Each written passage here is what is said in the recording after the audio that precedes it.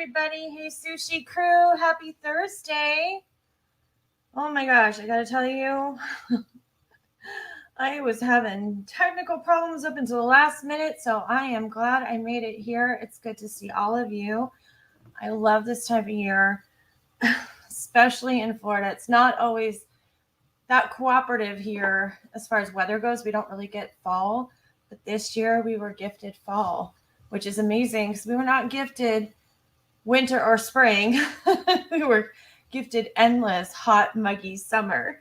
So it's nice and comfortable here, and the sunrises are beautiful, the sunsets are beautiful, the mosquitoes are starting to go away, the rain is lessening. And there's something I love about November because, here in the US we have Thanksgiving and we should always be thankful, but there's something about that time of year which makes you be, not makes you, but reminds you to be extra thankful, extra mindful about all the good things in your life. And, I just, this is a good year. Maybe it's coming out of COVID. I don't know. So on that note, I'm going to check in with you guys in the chat, and then I'm going to bring you, whenever I can, I want to start this on good news and end this on hopeful news.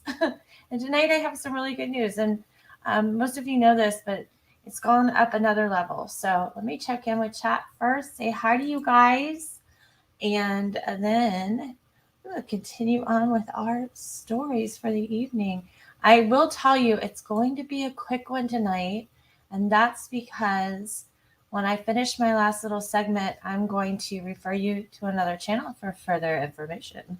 So that'll help me out a little too, because it has been a wild ride today. Not bad, just wild. Aloha, Weird Mom. Hello, Kathy Lynch. Ping the Router is here. Yay. Thank you. I'm going to add him in just a few minutes, whether he likes it or not. I've got him trapped backstage in my little box. Connie, my one flipping light, can't even say it. Peekaboo cockatiel. Oh, bonjour. Let's see. Who else is here? It's the gang is all here. Susie Baker, Empress Takalata Kaka. I swear I blush every time I say your name. Woodbury, hello. Chris Hill. Scrolling. There's 77 MCL. Frankendoll, Twin Mom 2011, Judy Eisler Herod, Insomniac Stitcher. I love that name. Carolyn Dillman, hello. Kathy Wright, Red Like Wine again. Charlie Hunt, Sherry Runs Late. Well, Sherry, you're on time. Joke's on you. Just kidding. Berserker Loki. Tambra, it's nice to see you, my sweet friend. Let's see. Wiley Doodle, Rotary Dial, Howdy Doody Tooty Fruity Sushi and Crew. I love it. Terry, hello. Oh my gosh, so many people. Jesse, Diane, Ryan, hello. You're going to be pleased this evening, I will assure you. Sarah Brockman, Paisley Dreams, or at least I hope so. Always aiming to please, but also be authentic to myself. Hello, Epsus. Hello, Rebread. Kathy Wright. Jenny Penny. Good to see you. Okay, so first things first, I want to share with you. Do you guys remember, I think it was the 30th, that Gray Hughes popped into the program and shared some news that the following evening he was going to be making an announcement. He had contributed some money to a foundation that we'll read about in a second to help support a cold case. And as it turns out, it was solved, and a person that has been unidentified this case has just been cold since 1961. Now an unmarked grave has a name on it, and we have some answers. So I want to go over this article with you. I'm very, very proud to know Gray Hughes, and I think Trisha from Web Sleuths for, fostering that introduction, above and beyond him just being a YouTube creator. So it starts out, teen hitchhiker killed in 1961, finally identified by DNA. He made the New York Post. The identity of a 15-year-old hitchhiker who died 60 years ago has been revealed in what may be the oldest case of a missing child to be solved with genetic testing. And that's from the National Center for Missing and Exploited Children. His grave read, unknown in life but recognized in death. Now, 60 years later, investigators have made good on the missing boy's epitaph. In 1961, 15-year-old Daniel Paul Danny Armentrout ran away from his fraught home in Tennessee in search of a happier life. The young hitchhiker's journey came to an abrupt end when the driver who picked him up careened off a bridge and into the Cahaba River on March 27, 1961. The driver survived, but Armentrout did not, and the boy's body went unidentified for decades. But thanks to the work of scientists, genealogies, and a tireless band of mystery buffs, Armentrout's legacy is finally being revealed. It's really a shocker to all of us, Bibb County, Alabama. Coroner C.W. West said in a statement to AL.com, I had my doubts at first, but just because of how long it's been. I'm very relieved and excited and overwhelmed, West added. The two travelers hadn't even exchanged names before the crash. All that was known of Armentrout was that his parents, later identified as Alfred Valentine Armentrout and Virginia Letecia Stauch, had divorced when he was young, and life with his mom and stepfather was difficult. The boy's remains were recovered from the river, but authorities didn't know who he was, nor apparently was anyone looking for him. The young man, who stood at 5'6", had few identifying characteristics: light brown hair, blue eyes, and a self-inked tattoo on his left arm that appeared to read R.Y. in love or R+Y in love. He wore a Timex watch and, along with a suitcase full of clothes, carried a pack of Pall Mall cigarettes with a South Carolina tax stamp on it, indicating that he may have traveled some distance to end up in Alabama.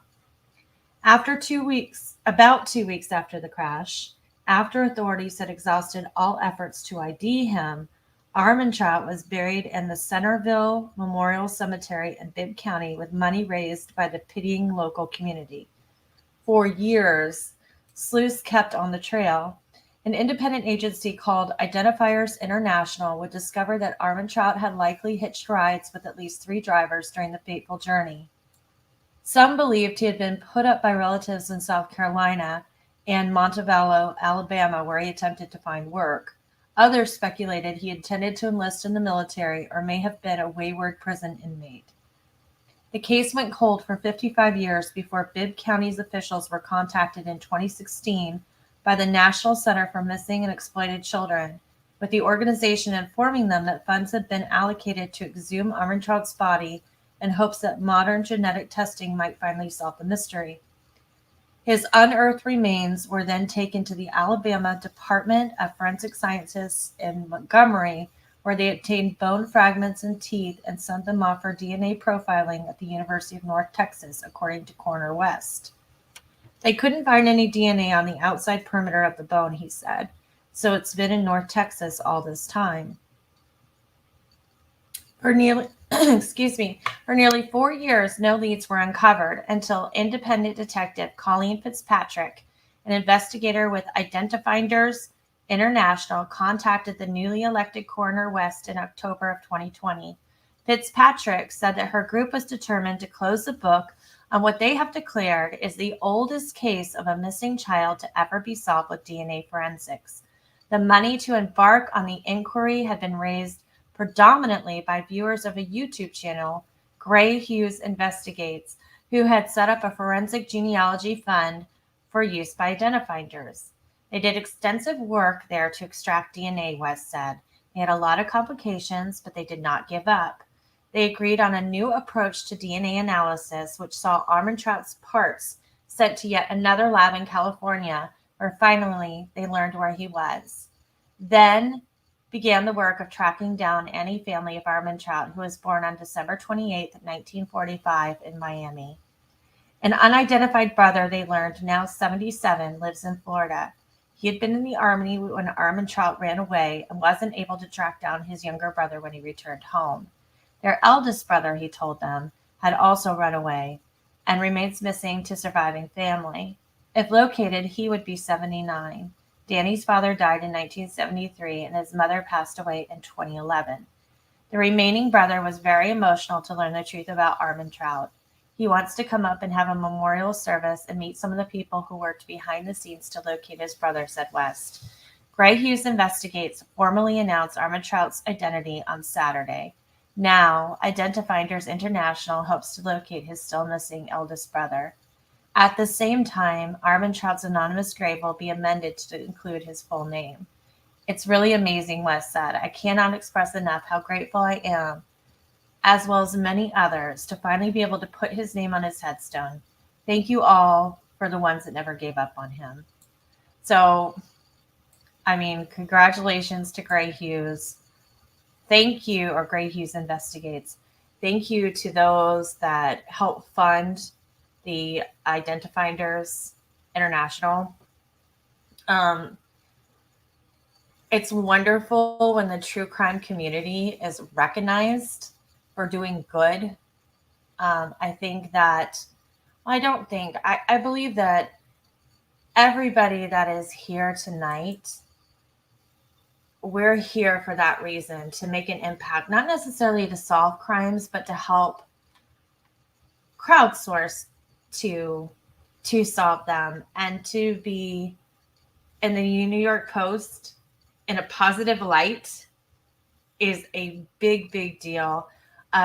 We've seen Trisha from Websleuths be recognized for her work as well. So I feel like this is a movement towards positive things, and it makes me so excited. There's so many things we can do, and I think we always say it takes one person. It takes one person to make the change. Everybody follows, and then there's momentum. And I think we can change the image of what some people perceive this community to be. So it's just awesome. After all these years, not only does Danny's brother have his brother back, and kind of know his story and put together his fate, but Danny has his name back. He's been given his identity back. And that just gives me chills. So we see what you guys are saying. To use a platform for good is wonderful. I agree, 77 MCL. Yep. Oh, Green IPI, you agree. It's nice to see you here. Yay for Gray, says Kathy Lynch. Yep, it is a wonderful story, Lynn Labby. Absolutely. And Colleen Fitzpatrick, from Identifinders, if you read about her, she has all these like cutting edge, kind of backdoor, but scientifically proven ways to find things. She's a trailblazer in DNA and thinking outside the box. And she's not just going through the motions. There's a passion there, and that is hard to find. Yes, Marilyn Landis, after 55 years. Can you imagine? So sad, too, that his mother passed 10 years ago. Yeah. It does give us true crime pride. Yes. Yes. And I'm equally proud of Trisha for her, contributions, too, because she has been recognized time and time again. It's just, as well as others. We have, John Lorden.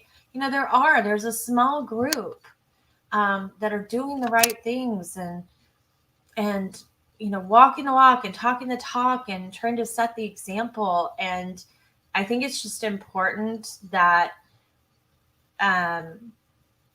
we recognize it and we celebrate it.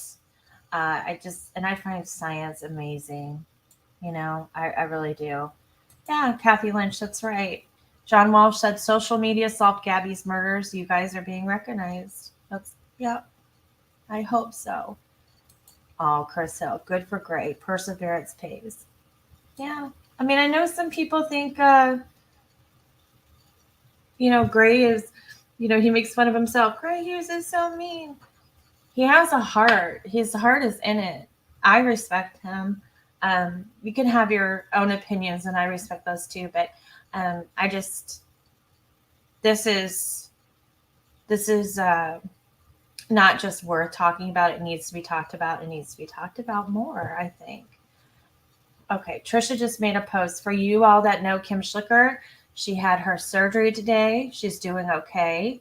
She doesn't know how much of her lung they took, but she should know more in a day or two, and she wanted to let you know.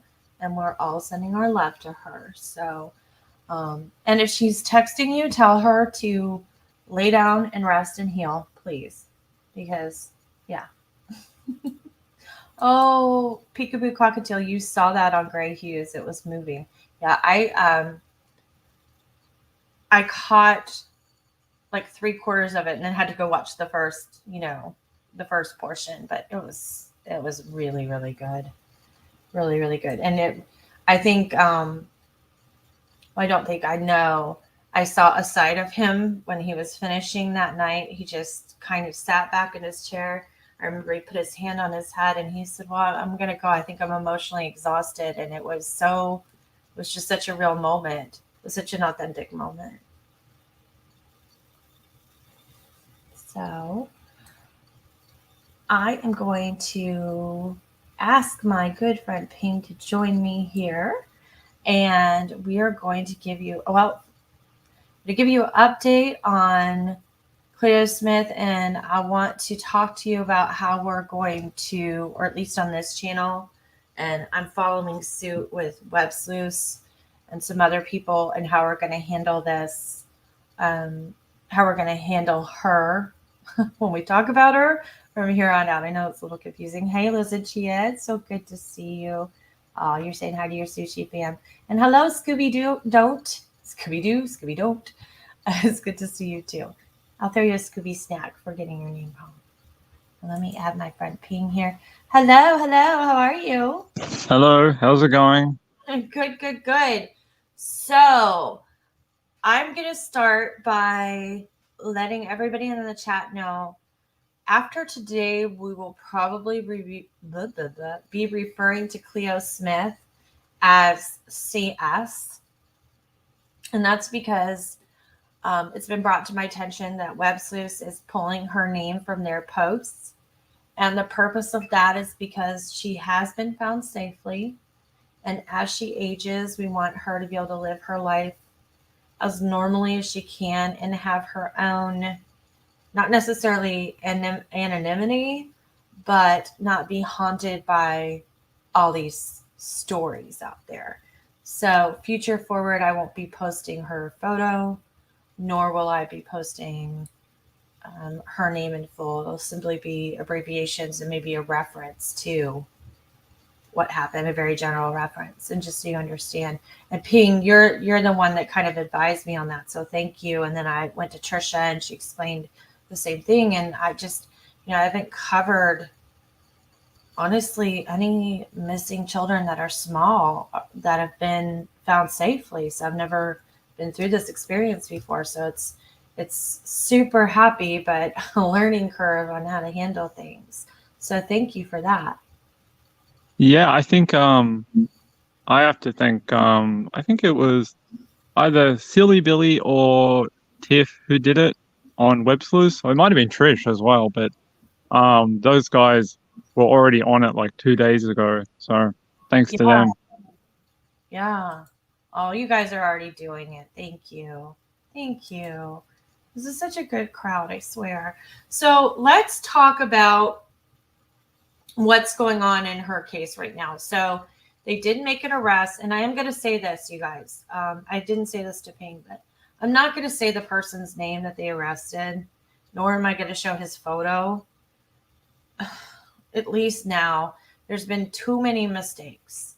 I understand that it's pretty much in stone right now, Ping. Well, he's the one who's been charged. So Yes. yeah. Yeah, I think when I'm taking photos from the press now, I get nervous because Yeah, that Tuesday was very I don't know, it was difficult because when Channel 7 came out and did that, it was like, okay, we can trust that, we can roll with it. And then what was it, like 40 minutes later, we were like, oh no, let's pull it all down. And yes. so I get your caution on this. Yeah. So, I mean, I'll post them in the community tab and on the socials later, but I really don't want to put them up here right now. It's my own hesitation because it happened before. And my understanding is, and again, this comes from Ping, I have to give him the credit, but because of that mistake on News 7, stop me if I say something incorrect, like just start yelling over me, okay? Okay. The gentleman whose photo they first posted was brought in by his Aboriginal tribe, and they had started to. I don't think that's quite correct. I think Okay. there was he had some threats from, people within his community that they might take some justice in their own hands with their own way, the way they do things. And I think he was taken into protective custody just for his own safety until things kind of got around that it really wasn't him. Right. So, I mean, it's just that ramped up really quickly, and there were a lot of insinuations about what posting the wrong photo did. And so I'm a little, for lack of a better word, gun shy right now. But they do have somebody else in custody, same initials, TK.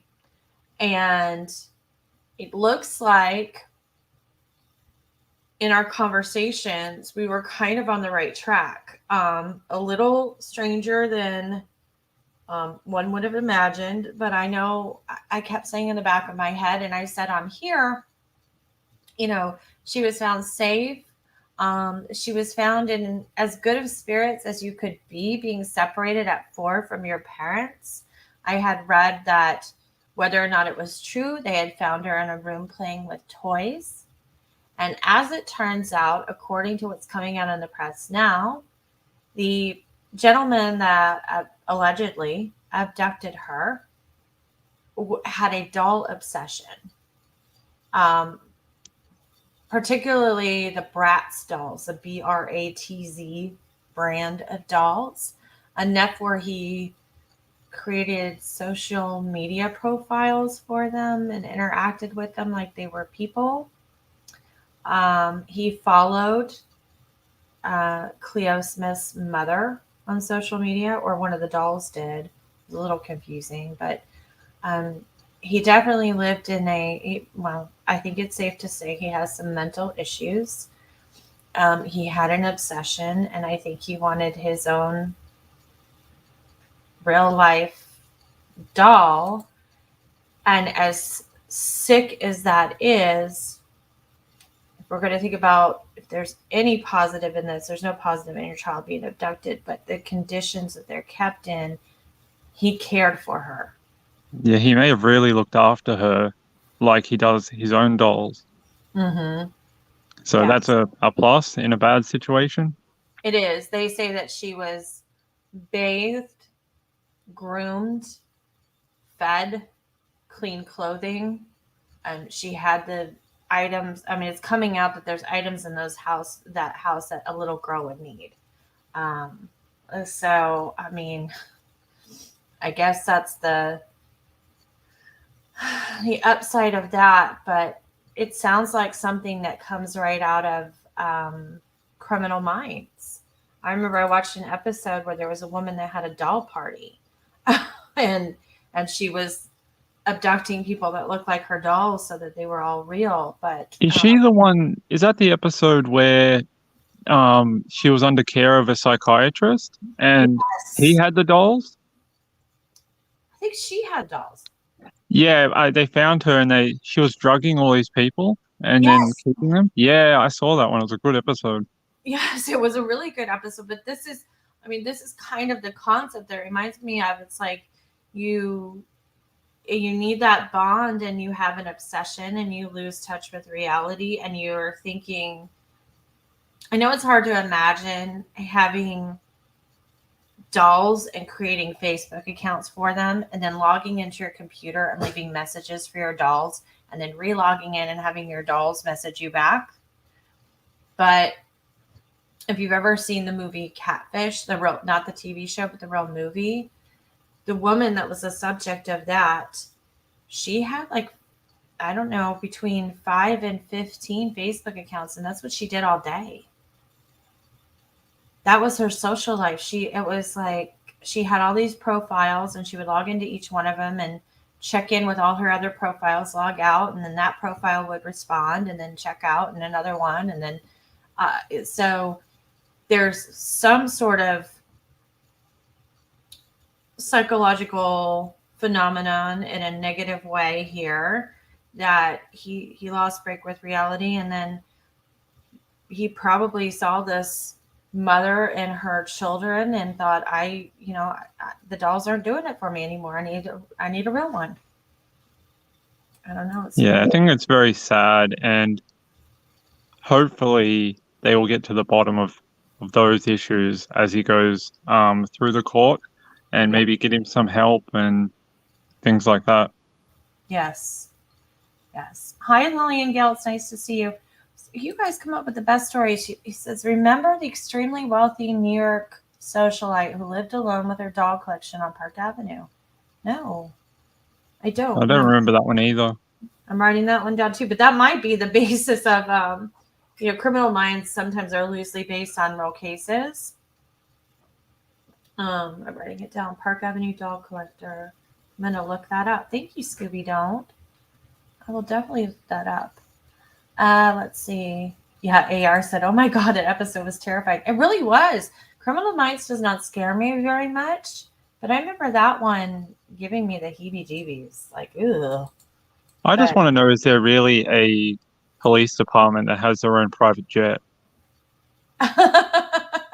You mean FBI criminal profilers? Yeah, do they have like a, jet stream, that's, standby ready? And I don't know if it's that posh, but I believe so it's really a Cessna? Well, I don't even know if it's really a Cessna.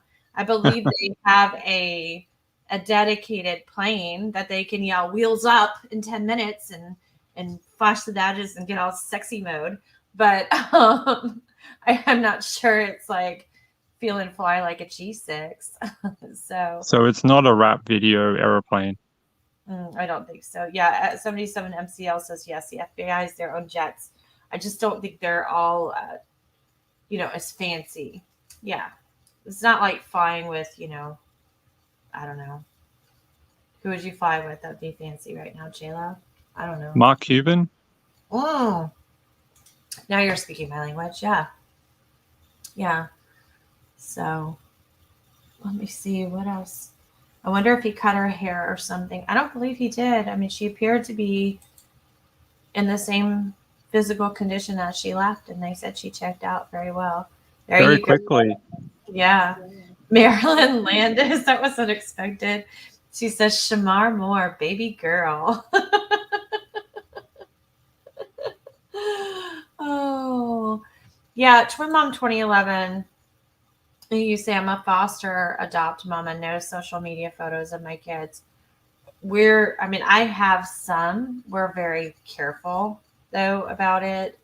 I do less. Oddly enough, I do less and less as they get older, because now they're forming their own identities and social circles and things like that. So they don't really have a choice about things, and I don't want to, post something that might embarrass them or their classmates might see or something like that. But, oh, Lillian, you've been in therapy. I'm sorry. Oh, I hope it's getting better. I mean, Lillian, you have to get better. Otherwise, who's going to come on and tell us about stuff? Exactly. We've been depending on you, and you've been using your vacation days, young lady. Unauthorized. Oh my gosh. AR says no pics of my kids either, and no names on backpacks. Yeah, we don't do that either. We're on backs of shirts. Started out when they were little because it's a trick people use for familiarity. The kid forgets that they have their name on the back, and the stranger says hi, and yeah. So, oh, Lillian, you're getting all the love in the chat. No. So, oh, thank you, Tracy L. It's so nice to see you here. So, I've been struggling with how to address this. So I'm going to do it as like diplomatic and sincere as I can. And I mean, no criticism or ill will to anyone when I say Gotcha. that. So a couple of you sent me a link a couple of you sent me a link. Some of them are different other YouTube channels. And they are talking about some different scenarios that might have taken place in Cleo Smith's case, specifically involving the parents. And my understanding after watching them is that they have their own inside source, or they're speaking to someone in Australia that is giving them this information, and they found it to be, trustworthy enough to report. And I respect that. I do, because when you get a source, that's your judgment call. And I've been on the other side. I've reported things where I'm like, I absolutely 100% trust the person that told me this, therefore I'm going to say it. I believe these people did the same thing, did their own due diligence. But respectfully, I can't talk about it on this channel for two reasons. One, I don't have access to that person to talk to them myself.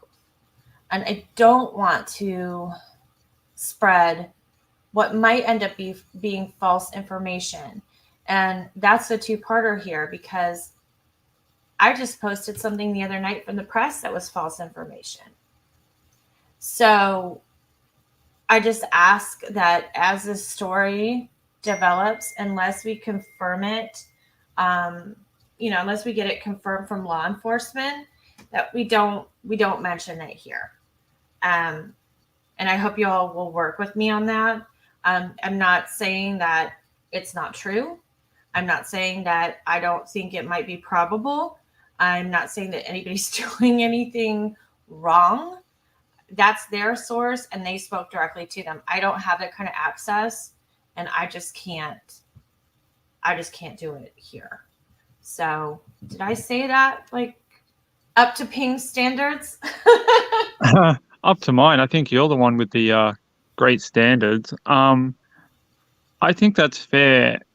When you have breaking cases like this, it's very easy to get caught up in the whitewash. And I think we should, be better and wait until we can actually get real confirmation on this. Yeah, I agree. And like I said, it's nothing to do with those channels or those creators, because, back several months ago, a very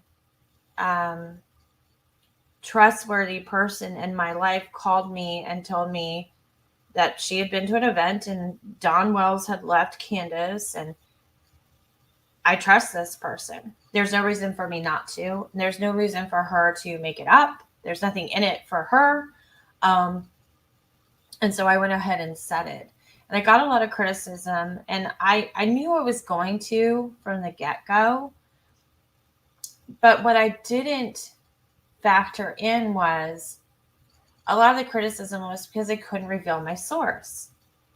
And I couldn't have that person up on the screen and looking everybody in the eye and saying, this is how I know, this is, what have you. And so when there were a lot of other creators that were incredibly supportive of it. Luckily, I knew it was going to be true, but luckily it was, ultimately he did leave Candace for a couple days. And so that was the truth in the moment. And it finally came out in the wash. But if they can't talk to that person like I did, that's a lot to put on the line to go and spread out to others as truth. It almost becomes diluted. Like if it's coming from me, it's like, oh, okay, well, she knows her. But then if you go to repeat it, you're like, well, I listened to Amy and she knows this person, so I think it must be true. I'm kind of going to stand back on that one. So I hope you all will understand that. So as far as Cleo goes, oh, thank you, AR. That is like the nicest thing. She says, I'm new here. I wanted to say how impressed I am with your integrity and respect for these cases at True Crime Sushi and Ping the Router. That's very kind. Thank you. It is. And let's not forget Trisha at Websleuths too. So welcome. I'm so glad you're here. And thank you for listening. So future forward, when we talk about Cleo, no pictures. It'll be CS. We'll give you a reference. You'll have to kind of put 2 and 2 together, but you're all smart cookies, and Ping hopefully won't eat the smart cookies, and then we'll all live happily ever after. I will eat all the cookies. No. Lock up your cookies, kids. But if we can get better confirmation from at least a couple of places, we'll bring it to you. So, we're looking at it. I mean, the minute that they started coming into me, I picked the one that was most, I can't send people like 4 2-hour YouTube videos and expect them to watch them all. So I picked the one that was the most concise, that had all the information in it. And I bounced it off of Ping and said, is this being reported over there? The answer is no. It doesn't mean it's not valid. And we're just going to hold off on that and keep you updated. So there you go. If it's true, it'll come out and the mainstream will pick it up and then we'll be able to talk about it. Exactly. All right. So next in line, this is a quickie, but Letecia Stauch was in court today.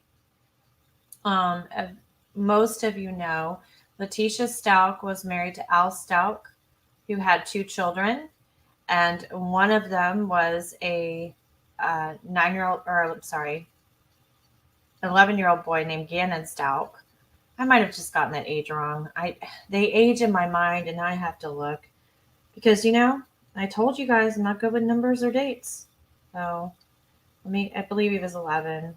Yeah, he was 11. Okay, it was good. So 11-year-old boy. They were living in Colorado, and ultimately, Al went out of town on business. He was in the National Guard. He came back and, the Air Force Reserve. I'm getting everything wrong. I'm so crazy tonight. And I covered this case front to back. I'm having one of those scrambled egg moments. Anyway, the bottom line is that Al went out of town. While he was out of town, his son mysteriously disappeared. Like, his stepmom said he went on a play date and didn't return, and that's not the case. They later found him in Florida in a suitcase. It's a whole long story. I can point you in the right direction or write you a timeline if you need it, if you're unfamiliar with this case. As she gets closer and closer to trial, we'll do a thorough recap so that everybody's together, because I am going to be following that trial. But she had a hearing today, and it's interesting because she came before the court, and it was a big enough hearing where Gannon's mother, Landon Hyatt, was in attendance. His father, Al Stauch, was in attendance. It was a closed courtroom, and they want her to have another evaluation of her mental health. Now, she has been evaluated a couple times and always been deemed competent to stand trial. However, her attorney now is saying this isn't about her being competent to stand trial. He wants her evaluated for her mental state after the homicide in what I believe to be I understand to believe a 2-week period after she killed Gannon Stauch, which is interesting because that's when she made a lot of bad decisions, a lot of lying, a lot of social media posts. It's when she packed up and moved from Colorado to Myrtle Beach. So Did they The say how judge, that would work, Amy? How would they figure that out when we're 18 months in the future now?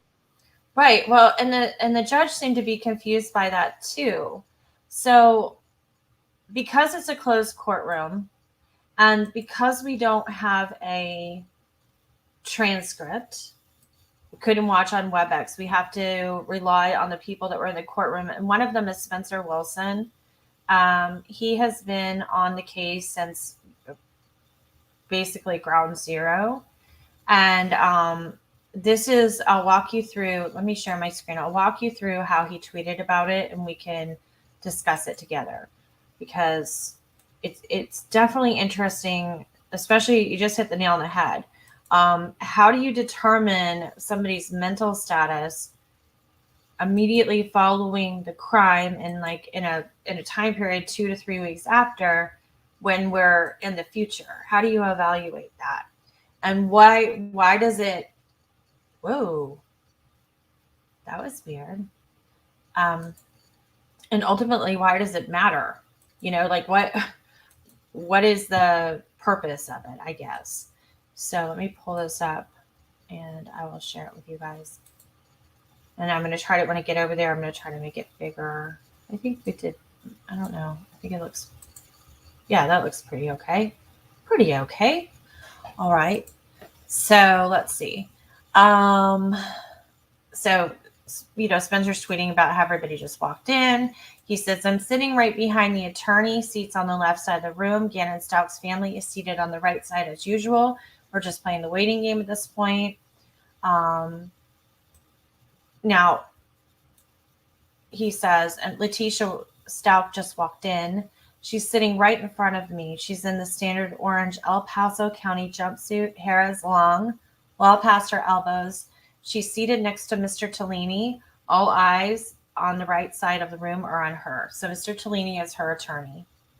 This is the first time in months we have seen her in court in person. Before this, it has been over video call or if even stayed around. There's some grammar things here. He's trying to tweet fast. Sounds like when Judge Werner said she had to be there, he meant it. So historically, the past couple of court hearings, she has not been present. She's waived her right to be present or approached the court and said it's too hard for her to be present, and that has been allowed. But at this point, Judge Werner, who is overseeing the case in these hearings, he has been rather insistent that now is the time because it's mandatory that if you're healthy, that you attend court. So Spencer tweets that he says, all rise. The DA says, Leticia's not going to plead guilty. And Mr. Tellini says, yes, not guilty on all counts. Mr. Tellini, Leticia's lawyer, says he is going to introduce evidence that Letecia Stauch's mental condition after the disappearance of Gannon Stauch, not an insanity plea, just evidence to be submitted. And then the DA says they need reports of what the evidence and issue might be so they could prepare. Now, they're looking at a 6-week trial expected right after spring break. It's currently scheduled for March 28th.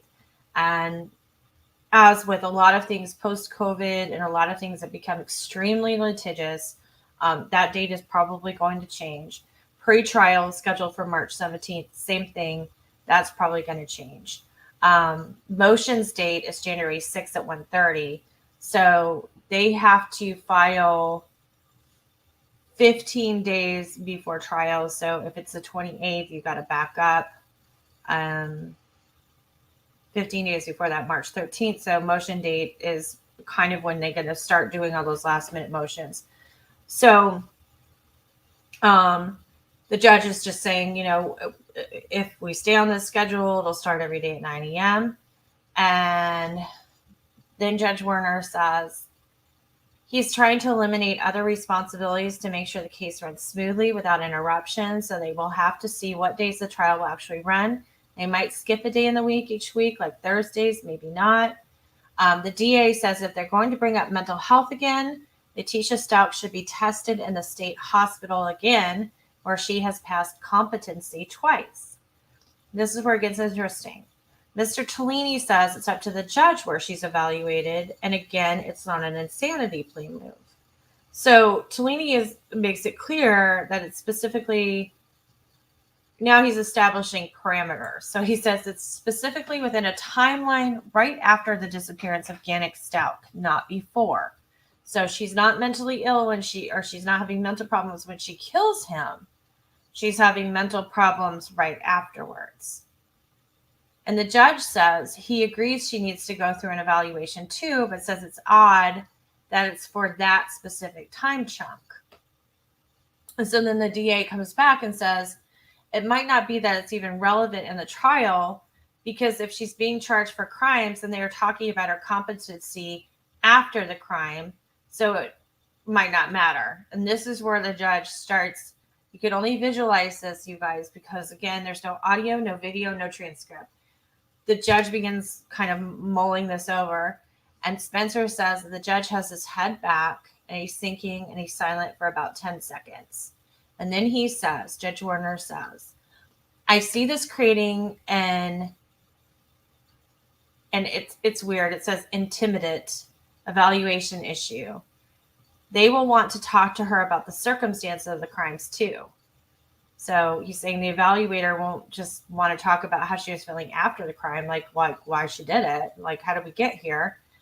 And Tellini says, and we would object to that. So her lawyer is saying, no, she's not going to talk about the crime to a medical professional. She's only going to talk about how she felt after the crime.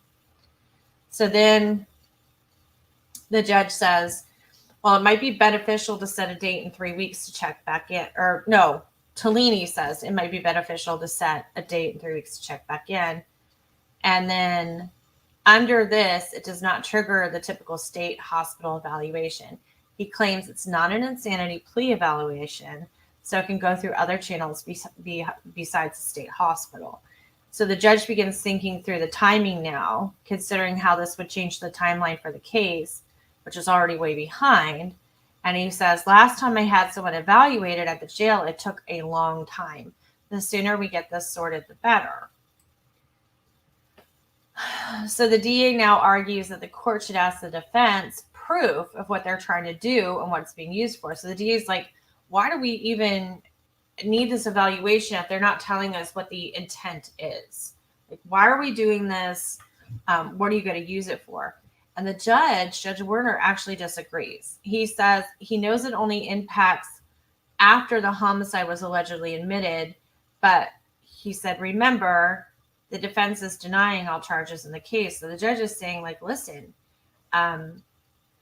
like from your perspective, Letecia Stauch killed Gannon Stauch, and you don't want this evaluation because you're like, why does it matter if she was mental afterwards? It just matters how she was during the crime.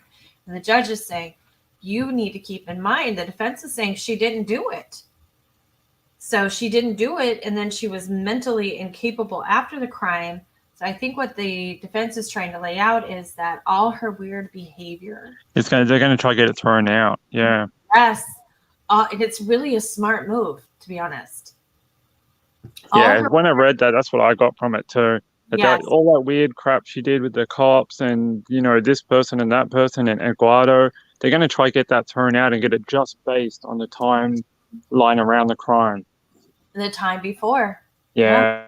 So from the minute that Gannon, so we know now that when Letecia Stauch reported her son missing, he was already dead, right? So the moment she had contact with law enforcement, she was, by definition, if this works out for Tellini, mentally ill. Mm-hmm. I mean, her lawyer has to give her a defense of something. So at least they're trying. Yeah. So, let's see. So the judge is saying, he's quoted as saying, from a common sense standpoint, it might be understandable. So I think I understand where they're coming from. It seems to me it'd be best to have it in custody of the CJC. And let me make sure. And then he goes on to say, I frankly have not seen something raised quite this way. Not that it is improper, just that it creates some legal issues. My thought is you brief what it is that you want, and we meet again in 3 weeks and make a plan. So Letecia said nothing in court today. The judge said the more you can disclose about what you're doing, the less I'll unintentionally expose what you're doing while asking you questions in front of the 4th Judicial DA. And I thought that was really, really interesting. Very clever. Mm-hmm. Very clever. So the DA made another bid for access to what they're doing in order to combat what they'll present. And the judge said, nope, not yet. I want to see what Mr. Tellini files. I agree there is a waiver, just not sure how far it goes. And so he's going to work with them, but there will be some red tape. The defense team, I guess, stood up and expressed some concerns about speedy trial. And Tellini kind of shut his own team down and said he's not worried about it. Let's see. Speedy trial. It's been what? I know, almost 2 right? years. Yeah. So anyway, interesting. That was pretty much the end. Where there was a press conference with Michael Allen afterwards, who is, the district attorney. Normally I would play that for you, but it's basically just kind of what happened here and him assuring the public that, they're doing everything in good faith, not to worry. They have their ducks in the row. They're ready to go. They're going to hold Letecia to task. So, yeah. So a couple of things from the chat. Marilyn Landis said, do they want to claim she's insane? But they're trying to establish, okay, so she's already been deemed mentally competent twice, right? Through the court system. So, and the state health services. So now their next tactic is to say that after Gannon disappeared, after the crime was committed, she had a 2 to 3 week period where she was mentally ill. And you say, well, we don't care because the crime's already committed, right? But see, she's entered a plea of not guilty. She's saying, I didn't kill Gannon. So what they're trying to do is discredit all the evidence that the prosecution has on her. Well, she acted weird. She took off to North Carolina. She was on Facebook pretending to be people. She was saying there was a man in her house and all this other stuff. So it's a very, very interesting tactic. And yeah, Betty Smith is reaching. The thing that's, I think it's good. I think it's good the judge is entertaining this, to be honest, because what it means to me is they can't come back and say the judge was unfair and wouldn't even consider this mental health evaluation. We would need another trial. I think the judge is like, okay, I think that's permissible. I'll work with you. Let's figure it out. So, yeah, they all claim they're not guilty. Yeah, she didn't attack one of the police officers transporting her. Well, the thing is, if they say that she was mentally ill, then she's not responsible for that either, right? Which, I have my own opinions on that, and that's a whole nother show. I think I always look at mental illness like this. Mental illness is the explanation, but it's not an excuse. Yeah, that's a good way of explaining it. And it's hard. I've had to, I have it close to me, in my world. And I always have to kind of sit there and say, okay, that's the explanation for the behavior, but isn't an excuse for the behavior. And it's not, because there's still accountability there. Because we can't run a world where we say, well, that person can't help it, so they shouldn't be held accountable for it. So what do? We just let people run around and do things? I understand we have issues, but we have to keep each other safe. So yeah. Well, Green-Eyed PI, I agree. She knew right from wrong. I believe that too. But this is a tactic to say that she lost her ability to make that decision for a while. She wasn't acting in her best capacity. She wasn't mentally healthy. So therefore, all those decisions made during that time period she can't or are going to be out of the norm, and they're because of being accused or being in the stress of whatever they bring up. I mean, I don't know what the defense is going to bring up. We have to remember that the burden of proof is always on the prosecution. So the defense can say she was a battered woman, she was abused, that, you know, her husband told her to do these things, or she wasn't comfortable with that kind of discipline, but she had to do it because that's what she was told to do, or whatever the reason, whatever they say, they don't have to prove any of that. The prosecution has to prove that it's not true, which is something I always have to remind myself too. It's like, it's a very basic, but think about, and I know I always go back to this case, but it's a really good one to reference for so many reasons. Think about in the Casey Anthony case when Jose Baez stood up and said that George Anthony molested his daughter every morning before she went to school. And I won't go into the graphic nature of the way he said it, but you can say anything, and then the prosecution has to find a way to shut it down, because the defense can bring up anything. They can throw out things like wild, what do you call those? Wild herrings? Red herrings? Red herring, yeah. Wild herrings. Wild herring. Wild herrings. They're in Sweden, I think. That must be. I think I had an IKEA cafeteria once. I wonder if a psychologist could show her hiding that suitcase shows right from wrong during that 2-week period. Mm-hmm. So they might be able to shut this down. Yeah, it might work to their benefit. Yeah, absolutely. And maybe that's what the judge is thinking. I think the judge is thinking two things. If I don't allow it, I leave the opportunity for them to come back and say the judge was unfair. We asked for this. It was important. And for, a group of people to say, yeah, she needs another trial or what have you. And they're trying to avoid that. And I think that the second thing is maybe the judge is like, okay, I see I'm playing chess too. And I see 4 moves ahead of you. And this might backfire. And so go ahead, do it. Mm-hmm. Yep. Give them some rope to hang themselves. Exactly. Yeah. You guys are making some good comments. Rebread says, I did. Here we go. Like, how do they actually assess that specific time period? Very curious. I don't know. And I'm going to call somebody and ask about that too.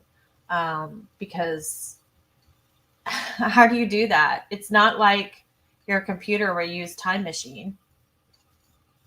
So I'm not really sure how they determine that. And then Green-Eyed PI said, cleaning up, sending her daughter to the dollar store so she could put Gannon in the trunk. Yeah.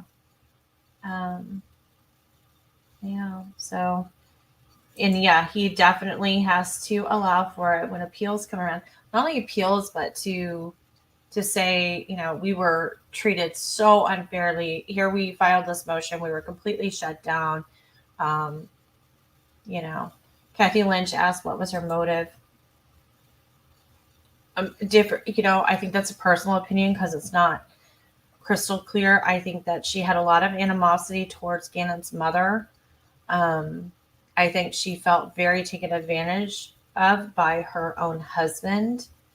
And when she married Al, or when she was in a relationship with Al in the beginning, it was a honeymoon phase. They were traveling, they were taking trips. She had a very independent daughter who was 18 and out of the, getting ready to leave home, and she was going to be child free. And the next thing she knew, she was, whether she was told or not, I don't know. She was at home with 2 small kids and her husband traveling all the time. And, when you get into a relationship like that, you have to think about everything. So apparently she didn't. She just didn't. And you can see that when we do a full review of the case and we go through the arrest affidavit, you'll see things that she Googled, like, why am I a glorified nanny? Why is everybody else having fun and I'm at home with the kids? What are you saying? Red like wine again. Amy, thank you for explaining that mental illness explains behaviors but does not excuse the crime that was committed. Those who don't hold a mentally ill person accountable are enablers. It's a interesting conversation to have. It's almost like discussing politics. So, you guys, that's my personal opinion. It doesn't mean I'm right, but yeah. Yeah, Al was apparently having an affair. Yes. She was an angry, jealous person. And yes, she could have left. That would have been far better than murdering an innocent child. Yeah, every time. Every time you find yourself feeling like just if it's a timeout, just take a timeout. Rebred, you're saying she just gotten a job, but she stayed home that day to kill Gannon. Actually, she had received an offer of employment. She had attended, I believe, 1 day of training. And the offer was contingent upon her background check. And she somewhere lied on her background check. And I believe she received a voicemail saying that offer had been rescinded. So that might have been a trigger for her, thinking that she was going to get out of the house. There's a lot of questions about whether Letecia's credentials are all intact. She claims to have a doctorate. It's never been completely verified.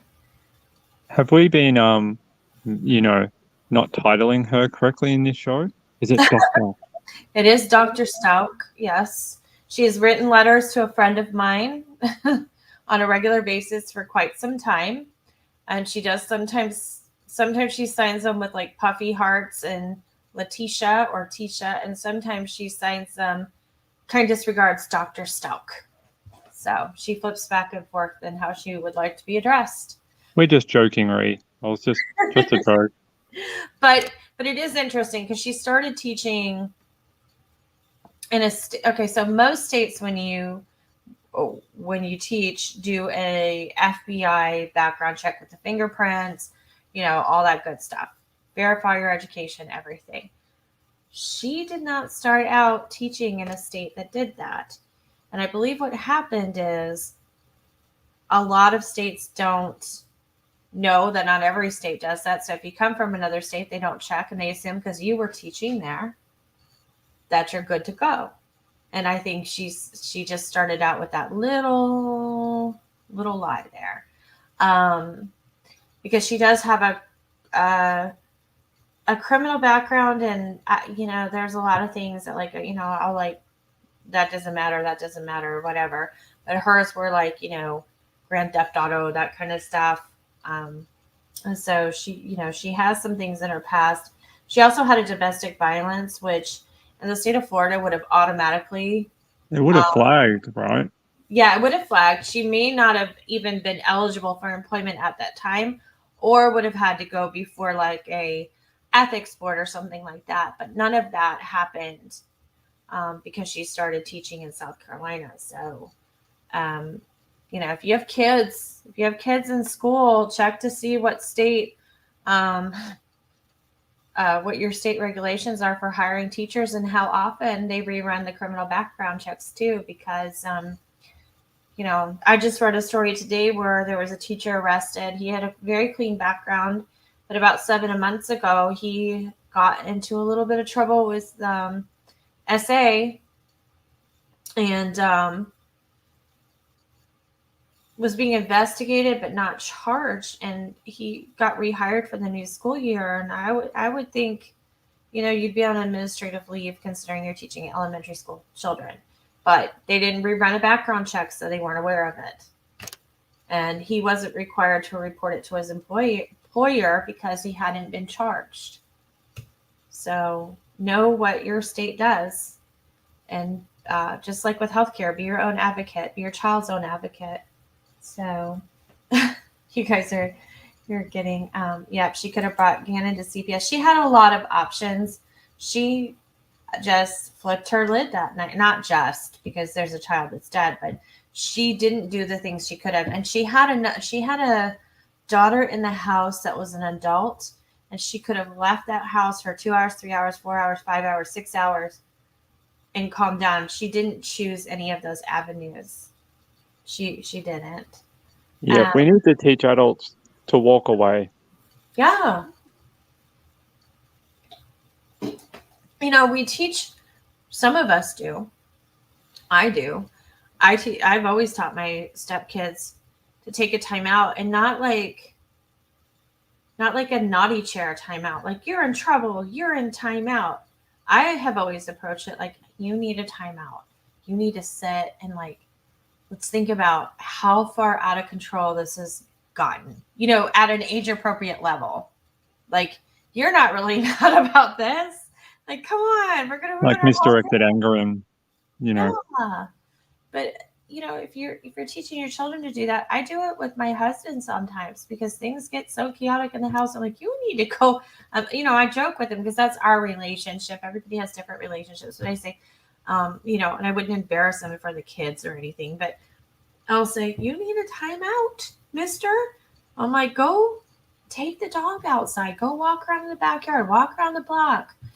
Like, you know, we all do. I've had to do it at work. I've had to do it at home. I don't have a short fuse by any means, but things get intense. So, this is, Red Lake Wine Again says, I remember my mom getting fed up with us and leaving. My dad told us, you better hope your mother comes back. My aunt called and wanted to know if my mom was home yet from McDonald's. That's pretty funny. Oh, wow. The Owl Mom says anyone can teach here in Utah. You just need a 4-year degree. But does Utah do full background checks? Yeah, if you have teenage daughters, you learn to walk the dogs a lot. I know it was funny.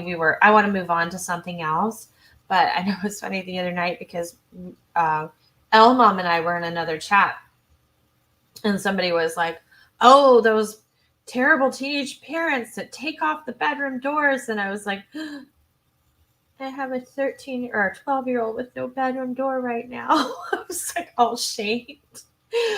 She has her own bathroom, so she has her privacy to change her clothes and stuff.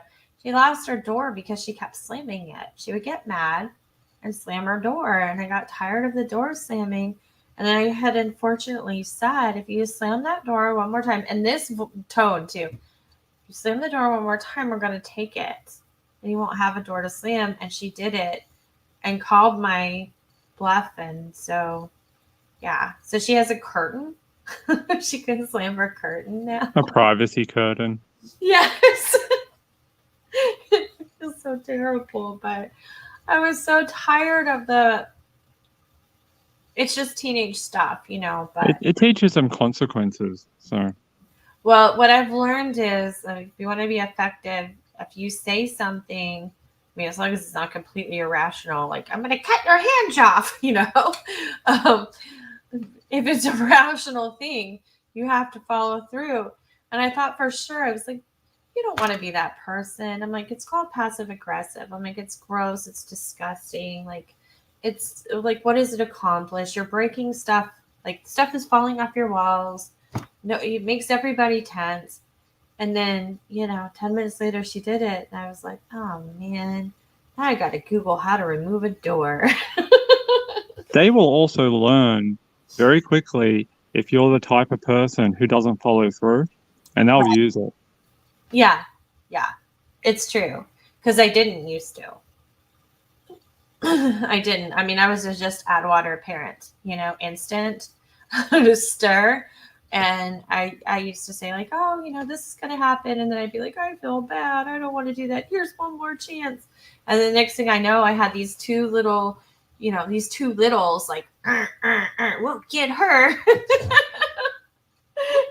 We'll get all the good stuff from Miss Amy. Oh, they just get bigger and the issues get bigger, you know? So it's like, and they know I love them. I mean, so. Do you have to hide chocolate at home as a mom? For you, like in the back of the freezer in the vegetable packet? I don't, because I'm one of those. I know. Are you sitting down? I am. Okay. I don't like anything sweet. I don't have that gene. Oh, you're like a savory person? Yes. Hmm. Oh. Yeah. I don't like candy, cupcakes, cake, cookies, milkshakes, sweet coffee drinks. None of it. I mean, there's not one thing that I enjoy like that. I don't have that gene. So I'm more of like a, like when everybody else is like, oh, Halloween candy or whatever. Like I'm really am happy with like chips and salsa or you know, vegetables and like stuff. I are salty. Like it doesn't have to be terribly salty, spicy, but not the sweet stuff. Nope. So don't knock on your door at Halloween. Well, the thing is, we always yeah. Well, you know, my kids ate all the Halloween candy for Halloween. Probably because I wasn't monitoring it because I don't care about it. I went and opened the cabinet and I was like, oh my God. And no, I'm not so lucky, Connie. I'm not because I have a metabolism like I do. So yeah. But yeah, I don't like that stuff. What are you saying? Michelle's sitting next to me and wants to know what's wrong with you. I know. I know. Most people do. Although if you go to a nice restaurant or if you go to like a price six meal and they have some fancy dessert, always sit next to me because you get a 2-for-1 because I won't touch it. So there's a bonus. My husband always gets all my desserts. So you know, we went He's a lucky man. Yes, I know. I know. All right. So last on the agenda, and I've got to do this justice, we're going to talk about another missing little person that needs our help. And her name is Isabella, and I believe it's said Kalua. Kalua, like not Kalua, but Kalua. And I'm going to give you an overview of it because the weird mom, this is pretty exciting. She has established a collaboration with a woman called Sleuth Mom that has been covering this case. And the weird mom is going to be live on Oahu tonight, where Isabella disappeared from, and going to different places and working with Sleuth Mom and covering the case. So the link to that video to her live that happens at midnight in about 17 minutes is in the chat. So I'm going to try to run through this rather quickly so that I can give you all the opportunity to go and catch her live because I think it's going to, she's been working really hard on this. I can tell you that, those are making me laugh. Hi, Jelly Bean. That she was working on this all last night into the early morning, and she got up early this morning and she's been working on it all day, testing her equipment, making sure everything is going to go the way she wants it. So I think it's going to be good, and I think it's very cool that, you know, she's going to be like live on the scene. That's something, you know, I don't have in my budget. Like, hey, Ping, we need to go to Hawaii and cover this case. Yeah, we don't have Hawaii money. No, no. I have Frostproof money. I have Northport money. I don't have Oahu money. So let me go ahead and I think I have the right video pulled up. Let me just make sure. We'll watch that. I'll give you the facts. I'll show you the Crime Stoppers. And then we shall move on. So keep in mind, what I'm going to show you is from October 6, 2021. There hasn't been a lot going on. This case has gone rather, I don't want to say cold. I don't want to use that. But it's gone very stagnant. And so share this now. Let's go here and mute myself.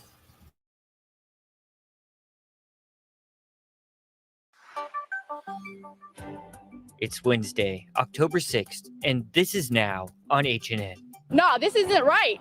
It's been more than 3 weeks since a 6-year-old girl was reported missing in Waimanalo. Today, child advocates are rallying, demanding answers. What would be the systemic way of relaxing restrictions so that we can have activities return to normal? Changes to COVID restrictions could be coming soon. We'll hear from Governor Ige and tell you when that could happen. For the second straight month, Oahu's median price for a single-family home is over $1 million. An update on how residents are getting priced out of paradise. I don't know how the young people can afford to live here. Plus, lava is still erupting at Kilauea's summit. We'll chat with an expert coming up on This Is Now.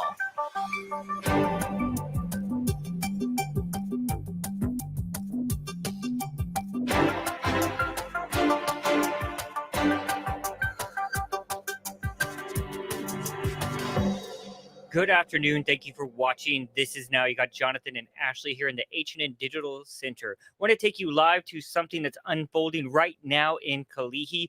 Community members are rallying as we speak, demanding that authorities continue their search for 6-year-old Isabella Kalua.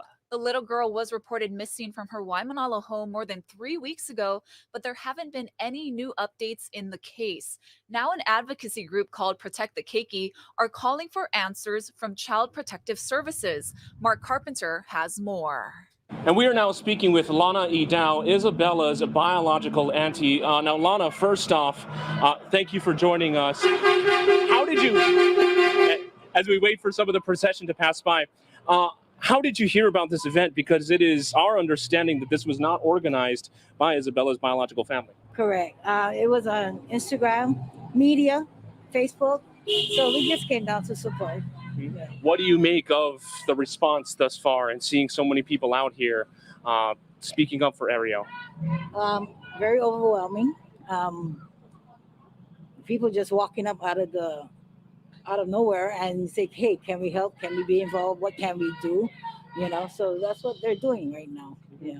Those that we have talked to thus far, you know, this is an event that is targeted at state child protective services. What are the questions that you have for CPS in this investigation?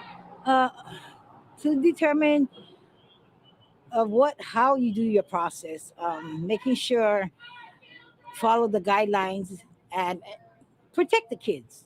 To protect the kids when they go into foster homes, you know, make sure, as it's been said on the news or elsewhere, you know, there's a 5-year background check and for Hawaii, you know, and as people doing their own investigation, they're seeing a lot of history of other foster families and how could they have gotten the kids also. So there's a lot.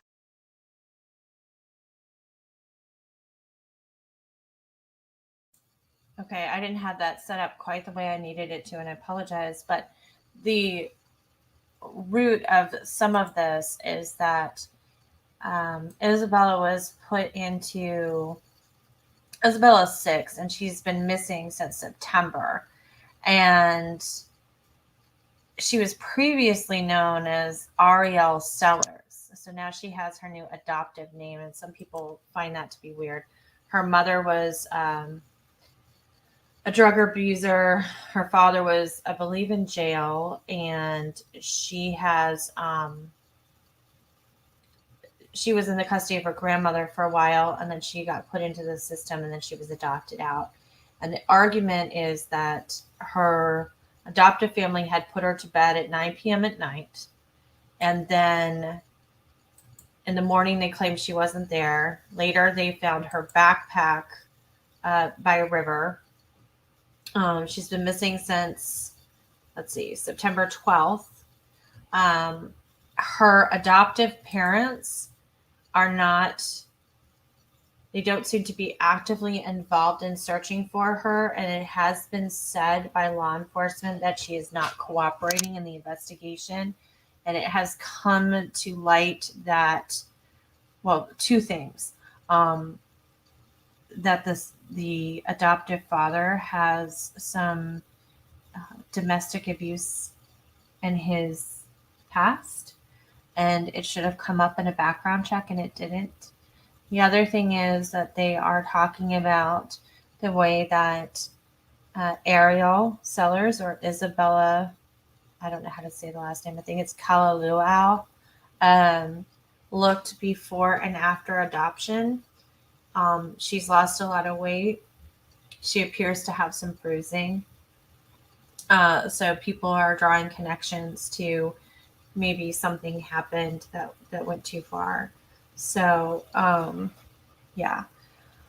So the Weird Mom's going to do a deeper dive into this. I'm going to go ahead and show you her Crime Stoppers and go over that with you real quick so that you guys have all the facts.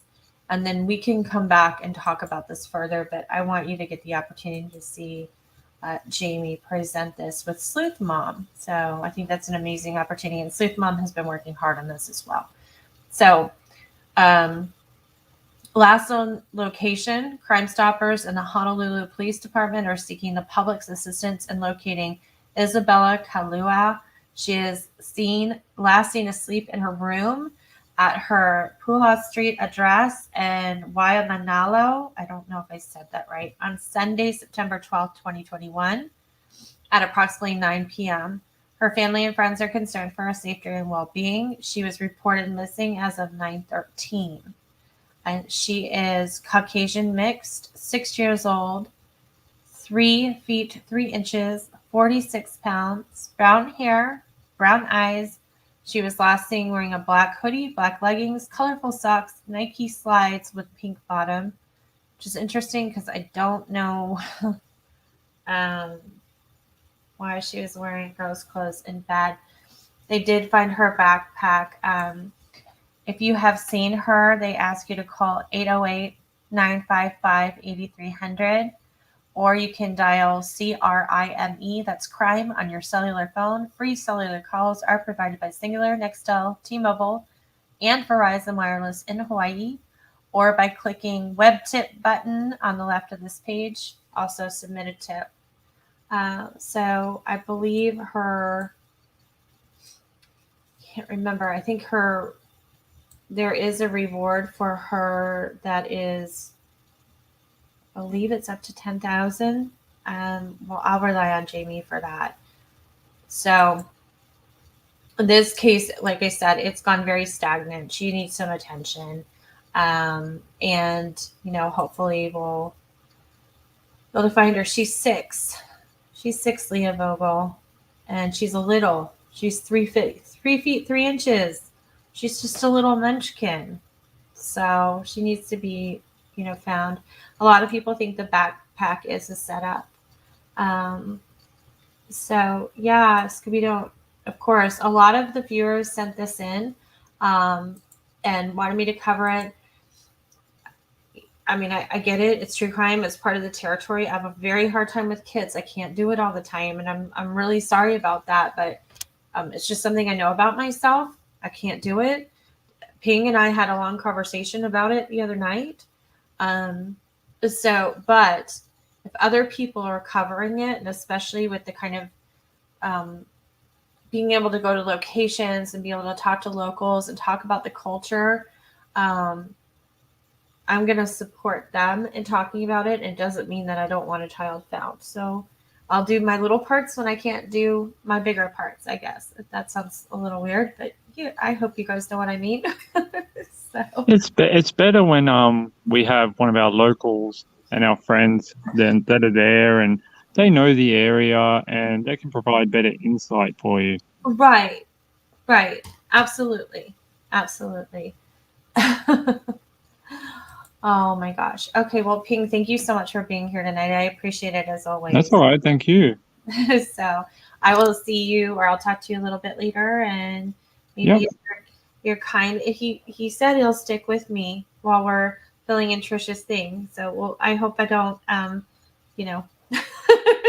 do something weird that he'll be like, new phone, who dis? So new email. If you need me, I'll come on. If the viewers are happy to have me on each night, I'll be here. So they love you, and I appreciate you. So thank you so much, and I will talk to you soon. Okay. All right. Good night, Sushi Crew. All right. I think that's a wrap. Thank you, Tambra. Thank you, Diane. Thank you. Let's see. Rain Dancer, Weird Mom. Everybody head over to the Weird Mom's channel.